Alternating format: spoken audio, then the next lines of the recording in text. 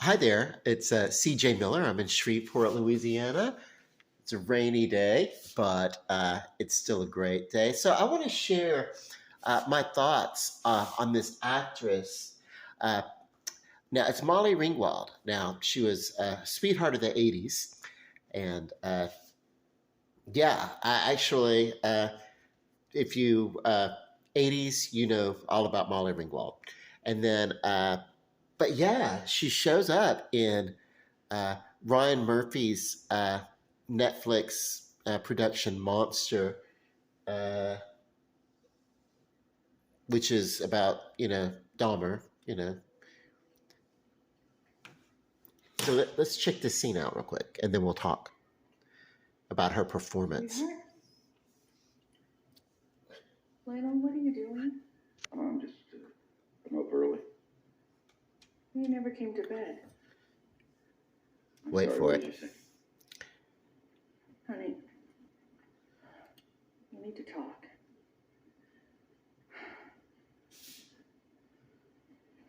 Honey, you have to sleep. This isn't healthy. Well, my schedule's all messed up. Well, you should be using this time just to rest. I can't rest, Sherry. Then we need to see a doctor and get you some sleeping pills. Yeah. Because 5 nights in a row of not sleeping is not healthy. Yeah, that'll do it. Yeah, more pills. That's just what this family needs. You do know that pills are what started this whole thing. You know that. Just calm down. How many pills do you think she was on when she was pregnant with him? Thousands. She was sleeping pills, sedatives, seizure medication. She didn't give him a fucking chance. And you can't blame Joyce for this. Okay, so anyway, I don't want to show the whole thing. I just want to. This was a really really good scene, and she doesn't have a lot of long scenes, because she's not a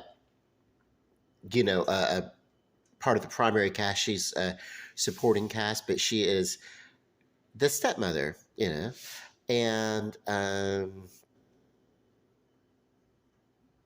yeah, what amazes me is her accent, her dialect. It is it's just really spot on for that time and place, and I think it's really cool. So, yeah. So, and I will say that the reason why I love Evan Peters. Obviously, I'm not digging this character, because it's a real person and real things happened and everything. But he's doing a bang up job. But yeah, she is showing so much restraint, Molly Ringwald, because she's not actually, chewing the scenery or whatever. Like some of the things that she did in the 80s, the 16 Candles, it was Breakfast Club, Pretty in Pink. She did a lot of those teen movies, and she was the feature. And as wonderful as she was, sometimes she would just chew up the scenery. And she's actually playing with such restraint here. This is, she's actually done genre before, which is this is dramatized documentary, but she's actually done horror genre. She did a movie called Office Killer, and she was just it was her and Carol Kane, actually. We mostly know her for comedies today, but Carol Kane started out in Oscar-nominated dramatic actress in the late 70s. My favorite being, her her place in Dog Day Afternoon, and of course later she was the original babysitter with the killer in the house in the original When a Stranger Calls. And so yeah, she did a movie called Office Killer, and Carol Kane was just killing everybody in the office because they were cutting back, working from home and stuff. So yeah, but Molly Ringwald as an actress has come into her own, and I really think, I really hope that she gets more of a chance at some really great characters to play because she's killing her little part here, and it's not because oh my god that's Molly Ringwald. It's like ooh, it's because um, it's because oh my god she's a really talented actress, and this is kind of the work that I used to see from her when she was a child actress uh, before she became a household name and before she became like a brand in the 80s and somewhat formulary and a little bit method. Before that happened, she was she was a brilliant actress in her own natural right, and that's kind of what I'm seeing coming out here. Because I'm not looking at this and seeing Molly Ringwald. I'm looking at this and I'm seeing the character that she's actually put on like an entire outfit. So, uh, yeah. Um, oh, by the way, this is the reason why this has been out for a while, and it's like mid-November, and I'm just now getting to episode 8. I had to look and see which episode I'm on. It's because this is a very overpowering story, and I can't. It's not something I could stream all at once. It was like, oh, this is too real, and I'm not talking about because it's not gory. It's not a horror movie. It's not a horror. It's not the American Horror Story treatment. It is basically. It's just I can't. You know like I still get gobsmacked when I think about this. It's one of these things that happened, and I started. It was in the early 1990s when I became aware of the story, uh, and so yeah, uh, I can't do it all at once. So, but it is a good show. It's on Netflix. It's uh, monster, the Jeffrey Dahmer story or whatever it is, and it doesn't. It's kind of like a straightforward. It takes some liberties, uh, and but aside from some liberties for dramatic, uh, I think that it's telling. It's just kind of like showing a good thing. I think I don't know, man. It's dark. uh, everybody in the cast does a wonderful job. Niecy Nash, who plays uh, an amalgam of neighbors in one character, uh, she is. Uh, I don't know. I think she's playing probably one of the best roles in her life, and she actually gets more to work with even than Molly Ringwald. Molly Ringwald is doing an amazing supporting cast, and I would recommend for the an award win if there were awards going out. If I were giving out awards, I would consider that. Except, and she'd probably win if it weren't for Niecy Nash, who's the neighbor a lady in this show, and it's like, oh my god, she gets more to react to, you know, and so uh, she gets more of a chance to show off. So sometimes the material matters, but what Molly here is doing is she's taking uh, essentially what is a smaller part, and she's not considering uh, in her performance that it's not a large performance. Uh, she's playing it as if it is every bit as important to the story uh, as every other uh, part of the story, And in a way, it is. I mean, she's yeah, yeah. She features into it after uh, Dahmer had a fallout and his mother left and everything, and the father uh, got together with this character that Molly Ringwald is playing, and they became married and everything. then she essentially became kind of like, oh, if not a mother figure, she sort of did kind of become like uh, sort of a nurturer. That's her character, uh, even if it wasn't like, you know, personal. But what gets me is she's just killing this accent, this Milwaukee uh, regional accent. It's like, oh, yeah. So anyway, yeah. What would I say about this? I would tell you, um, if I were going to rate this season, I'll do it all at once. I'll do my little. I normally do this for movies and stuff like this, but I'll go ahead and I would rate this as, um, yeah, I can't give it a B for binge because I cannot binge this thing all at once. As a matter of fact, I actually had to stop in the middle of the episodes as this is going on, and I have to like, uh, you know, do this so I can like catch myself before I go back into it. So, because I can do like a couple of episodes all at once, but I can't do like a whole like, you know, 10 hours in like 1 week of this. So, what's a good letter rating for this? Uh, let's rate it R for real. Uh, because it really feels real, and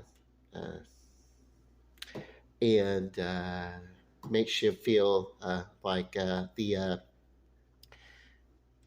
I don't know, the families and the victims of the family and everything like that. Because this was the Jeffrey Dahmer trial, if you remember, when he was in the courtroom on trial and everything. That was one of the first things that we remember where the families were allowed to confront the perpetrator of the crime, and that was on TV, and that was one of the things that's like, oh my God, now we're gonna start seeing like, uh, I'm sorry, my I should have turned some light on. Now we're gonna start seeing,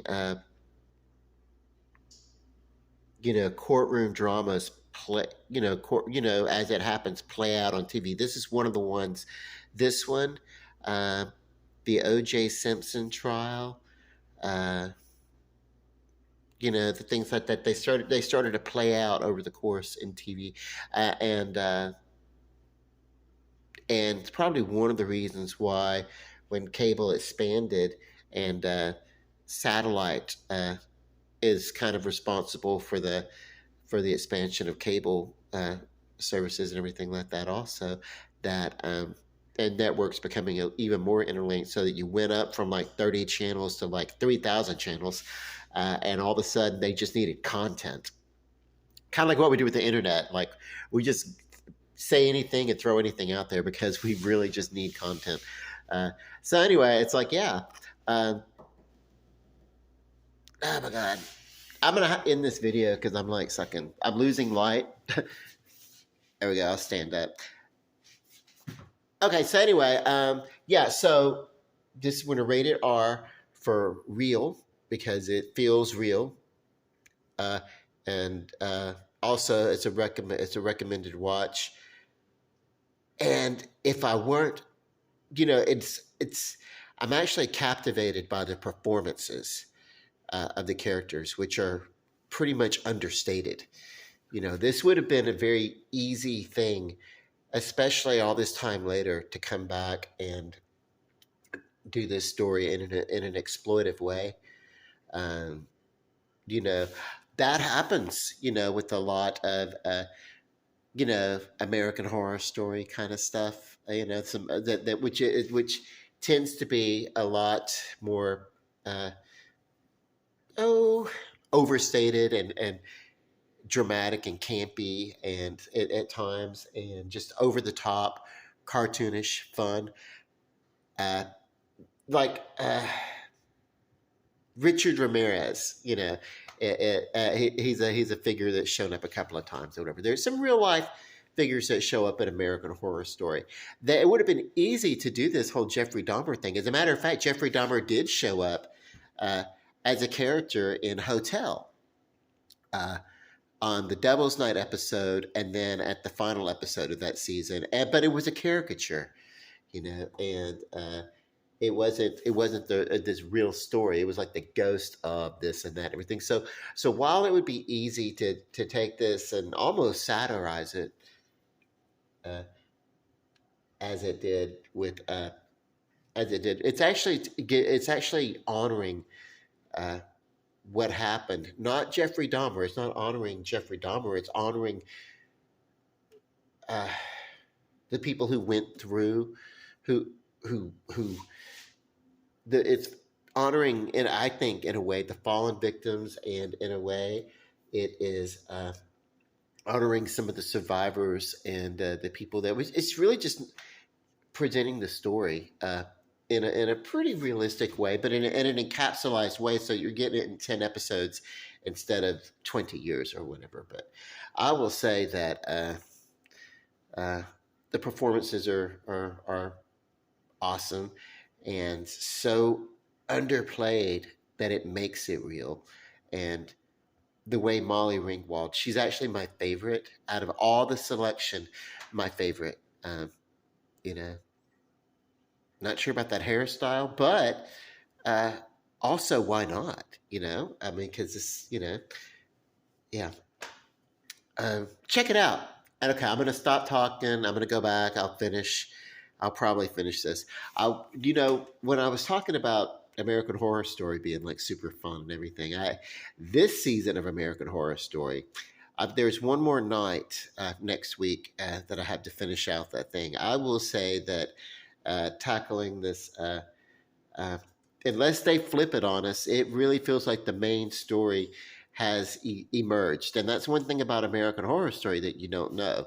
You don't really know what the point of it is until, and this maybe, I don't know what they're going through, what they're going with. I could have gone without revisiting the AIDS epidemic of the 1980s, but that's the story that we're getting. All these things are happening this season in American Horror Story around 1981, and they're happening around the emergence of a new sickness, and they didn't even know at this point if it was bacterial or viral, and they're taking great liberties with that. Like, for one thing, I don't want newly gay people to think that, oh my God, the HIV jumped from deer and Fire Island to human. That's something. I don't know if they ever speculated that or not or whatever. I know there were some sort of wild theories. The fact is, nobody knows when and where HIV actually came from, except that for the length of time that it takes to come into the body, and then to emerge with symptoms and everything like that, it would not have, here's deer and then all of a sudden here's people, and only in the gay community. That's not how it would have went, realistically, but I think that they kind of like, I don't know, maybe they did that to be a little bit more kinder to some of the other theories that were out there. But it's, okay, so that's it. I don't know. I'm going to finish this out, these few episodes that I have left to watch, and it'll get me through to the next episode of American Horror Story. And then after that, I think I'm going to have to oh my God, geez, man, Ryan Murphy, please bring back like some entertainment, sure, but give me a realistic story. But oh my God, can we bring back some creativity, and let's not make American Horror Story next year seem like I'm actually watching a documentary of people who are dying in the AIDS crisis and everything. Actually, I'll tell you something else. I guess I'll do a quick little thing about that. There's Billy Lord is playing a researcher researching the doctors, and she's working in a hospital, and uh, she's like she's like a virologist or whatever it is, uh, looking at disease researches and disease and everything like that. And so I find it randomly in like the third night or something like that. There was another character, and they were previously unconnected, but it just all of a sudden it's like, oh, he's the surrogate father of her baby, and it's like I find it, yeah, you know. So all this, given that all this story has taken place over a period of 9 months, people, for one thing, uh, I'm not going to turn this into a whole like educational thing or whatever. These people would have already had HIV. They would have already contracted because it takes years. Sometimes sometimes you can get it and it hits you pretty quick, but usually it's a sleeper virus, and there's a year to up to 2 years before you start seeing symptoms, and it can be dormant for up to 12 years. Uh, in some cases. So it's not like it would have been an instant, oh my God, it would have looked that way because it would have already spread. That's why when it became epidemic, it's because it was already out among the people and the population, and the symptoms showed all at once. It wasn't that it was so powerfully transmissible, except for through sex and drugs and exchange of various body fluids, but because it wasn't airborne, it was through that intimate contact or sharing of paraphernalia and stuff. So, but it's just the way that it was. So I don't know. Damn, again, Ryan Murphy and Brad Falchuk. I'm actually glad that they're talking about some of these things, because what it's doing is it's kind of giving a spotlight on how gay people, especially gay men, used to be perceived and uh, and regarded in culture. Like if something horrible was happening, like a serial killer was killing gay men, uh, they were it was deprioritized. Okay, it's the bottom of the list. You know what I mean? And you know. So we're seeing that in two productions, and especially with the HIV, that did not. That no one even really talked about that until, uh, you know, uh, it started to affect the celebrity community. And then then people noticed it writ large across America, and then they would, they had questions that had to be answered. So. Okay. Uh, yeah, way too heavy. I think I'm gonna finish these things, and then I have to uh, I have to get into my holiday spirit, start watching some lighter stuff. Uh, and yeah, okay. Anyway, originally the monster Jeffrey Dahmer, rated R for real, and yeah, that's it. Uh, check out that Molly Ringwald. Bye.